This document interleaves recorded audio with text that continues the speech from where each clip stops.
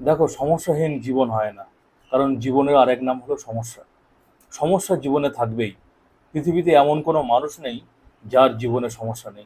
প্রত্যেকটা মানুষের জীবনে তার নির্দিষ্ট নির্দিষ্ট সমস্যা রয়েছে। তাই বলে সমস্যায় ভারাক্রান্ত হয়ে বসে পড়লে, ভেঙে পড়লে হবে? তাই বলে সমস্যা আছে বলে জীবন যুদ্ধ থেকে পালিয়ে বেড়ালে হবে? কোথায় পালিয়ে বেড়াবেন? কোথায় যাবেন? এই জীবনে যতগুলো সমস্যা রয়েছে সব সমস্যার মোকাবেলা করতে হবে, ঈশ্বরকে ধরে থাকতে হবে, সৎভাবে থাকতে হবে, আর সমস্যাকে নিয়ে বাঁচতে হবে। তালা যেমন রয়েছে তার চাবিও রয়েছে। সমস্যা যেমন রয়েছে তার মোকাবিলা বা সমাধান করার পদ্ধতি বা সূত্র কিন্তু অবশ্যই রয়েছে। ভগবান সমস্যা দেয়, কিন্তু তার পাশাপাশি তার সমাধানও কিন্তু সৃষ্টি করে রাখে।